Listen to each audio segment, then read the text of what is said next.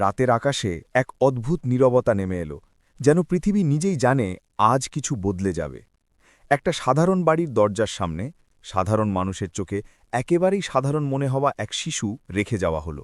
কিন্তু কেউ জানত না এই শিশুটির কপালে লেখা আছে এমন এক গল্প যা একদিন গোটা জাদুর জগৎকে কাঁপিয়ে দেবে। তার নাম হ্যারি পটার।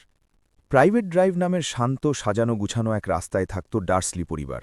তারা ছিল খুবই সাধারণ মানুষ, অস্বাভাবিক কিছু একদমই পছন্দ করত না। মিস্টার ডার্সলি কাজ করতেন এক ড্রিল তৈরির কোম্পানিতে, মিসেস ডার্সলি গৃহিণী, আর তাদের আদরের ছেলে ডাডলি ছিল সবকিছুর কেন্দ্রবিন্দু। ঠিক এই বাড়িতেই এক রাতে রেখে যাওয়া হলো হ্যারি পটার নামের এক শিশু। তার বাবা মা মারা গেছেন এটাই ডার্সলিদের বলা হয়েছিল, কিন্তু সত্যিটা ছিল অনেক গভীর, অনেক জাদুময়। হ্যারি বড় হতে লাগল ডার্সলিদের বাড়িতেই, কিন্তু ভালোবাসা ছাড়া। তাকে রাখা হতো সিঁড়ির নিচের ছোট আলমারির মতো ভরে। ডাডলির ছিল খেলনার পাহাড়, আর হ্যারির ছিল পুরনো কাপড় আর ভাঙা চশমা। ডার্সলিরা হ্যারিকে প্রায়ই দোষ দিত অদ্ভুত সব ঘটনার জন্য। কখনো চুল আপনা আপনি বড় হয়ে যেত, কখনো সে হঠাৎ করে এমন জায়গায় চলে যেত যেখানে যাওয়ার কথা ছিল না। হ্যারি নিজেও বুঝত না এসব কিভাবে হয়। একদিন হ্যারির ১১তম জন্মদিন এলো। ডার্সলিরা তাকে নিয়ে সমুদ্রে এক নির্জন ঘরে আশ্রয় নিল, কারণ তারা ভয় পাচ্ছিল অদ্ভুত সব চিঠি থেকে।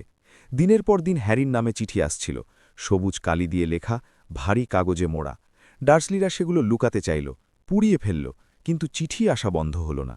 ঠিক জন্মদিনের রাতে বজ্রপাতের শব্দের মধ্যে দরজায় এক প্রচণ্ড ধাক্কা পড়ল। দরজা ভেঙে ঢুকল এক বিশাল দেহী মানুষ, লম্বা, দাড়িওয়ালা, চোখে মায়া। তার নাম রুবিয়াস হ্যাগ্রিড। সে হ্যারিকে জানালো এক অবিশ্বাস্য সত্য: হ্যারি কোনো সাধারণ ছেলে নয়, সে একজন জাদুকর। হ্যারি জানল তার বাবা মা ছিলেন বিখ্যাত জাদুকর, আর এক ভয়ঙ্কর অন্ধকার জাদুকর লর্ড ভলডেমর্ট তাদের হত্যা করেছিল। কিন্তু হ্যারি সামহাও বেঁচে গিয়েছিল, আর সেই আঘাতের দাগ আজও তার কপালে বজ্রচিহ্ন হয়ে আছে। ভলডেমর্ট সেদিন হারিয়ে গিয়েছিল, আর জাদুর জগতে হ্যারি পরিচিত হয়ে উঠেছিল দ্য বয় হু লিভড নামে। হ্যাগ্রিড হ্যারিকে নিয়ে গেল ডায়াগন অ্যালিতে, জাদুকরদের গোপন বাজারে। সেখানে হ্যারি কিনল তার প্রথম জাদুদণ্ড, বই, পোশাক। গ্রিনগটস ব্যাংকে সে জানতে পারল তার বাবা মা তার জন্য অনেক সম্পদ রেখে গেছেন। প্রথমবারের মতো হ্যারি অনুভব করল সে একা নয়।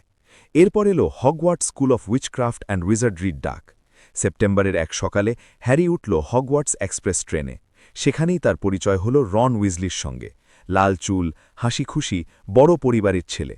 পরে তারা বন্ধু হল হারমায়োনি গ্রেঞ্জারের সঙ্গে, খুব বুদ্ধিমান, নিয়ম মেনে চলা এক জাদুকরী। হগওয়ার্টসে পৌঁছে হ্যারির চোখে খুলে গেল এক নতুন পৃথিবী। বিশাল দুর্গ, চলমান সিঁড়ি, কথা বলা ছবি। ছাঁটাই অনুষ্ঠানে তাকে পাঠানো হল গ্রিফিনডর হাউসে, সাহস আর সত্যতার প্রতীক। সেখানেই তার বন্ধুত্ব আরও গভীর হল রন আর হারমায়োনির সঙ্গে। ক্লাস শুরু হল, জাদুবিদ্যা, ওষুধ তৈরি, উড়ান শিক্ষা। হ্যারি আবিষ্কার করল সে উড়তে খুবই ভালো পারে। কুইডিচ খেলায় সে জায়গা পেল গ্রিফিনডরের সিকার হিসেবে। খুব তাড়াতাড়ি সে জনপ্রিয় হয়ে উঠল। কিন্তু সবকিছুই আনন্দের ছিল না। হ্যারির সন্দেহ হল এক শিক্ষকের নিয়ে, প্রফেসর স্নেপ। তার চোখে সব সময় হ্যারির প্রতি বিদ্বেষ। একই সময়ে স্কুলে গোপন কিছু লুকানো আছে বলে মনে হতে লাগল। তারা জানতে পারল হগওয়ার্টসে রাখা হয়েছে এক রহস্যময় বস্তু, ফিলোজফার স্টোন। এই পাথর মানুষকে অমরত্ব দিতে পারে। হ্যারি, রন আর হারমায়োনি বুঝতে পারল কেউ একজন এই পাথর চুরি করতে চায়। তারা নানা সূত্র জোড়া লাগিয়ে সন্দেহ করল স্নেপকেই, কিন্তু সত্যি আরও জটিল ছিল। এক রাতে তারা সিদ্ধান্ত নিল, যা হোক, পাথরকে রক্ষা করতে হবে। তারা গোপনে স্কুলের নিচে নামল। সেখানে একের পর এক ভয়ঙ্কর বাধা, ৩ মাথাওয়ালা কুকুর, বিষাক্ত গাছ, উড়ন্ত চাবি, জাদুর দাবা। প্রতিটি পরীক্ষায় তাদের সাহস, বুদ্ধি আর বন্ধুত্ব কাজে লাগল। রন আহত হল, হারমায়োনি ফিরে গেল, আর শেষ পর্যন্ত একা এগিয়ে গেল হ্যারি। শেষ ঘরে গিয়ে হ্যারি মুখোমুখি হল প্রফেসর কুইরেলের। তার মাথার পাগড়ির নিচে লুকিয়েছিল ভলডেমর্টের দুর্বল আত্মা। ভলডেমর্ট হ্যারিকে ব্যবহার করে পাথর পেতে চাইল, কিন্তু হ্যারির মনে ছিল নিঃস্বার্থ সাহস। আয়নায় তাকিয়ে সে পাথর পেল, কারণ সে তা নিজের জন্য নয়, অন্যের জন্য চেয়েছিল। ভলডেমর্ট হ্যারিকে স্পর্শ করতেই পুড়ে যেতে লাগল। হ্যারির মায়ের ভালোবাসার জাদু তাকে রক্ষা করল। শেষে হ্যারি অজ্ঞান হয়ে গেল। হাসপাতাল শয্যায় জেগে উঠে হ্যারি জানল পাথর ধ্বংস করা হয়েছে। ভলডেমর্ট আবার পালিয়েছে, কিন্তু পুরোপুরি শেষ হয়নি। স্কুল বর্ষ শেষ হল, গ্রিফিনডর জিতল হাউস কাপ। হ্যারি বুঝল হগওয়ার্টসই এখন তার আসল ঘর।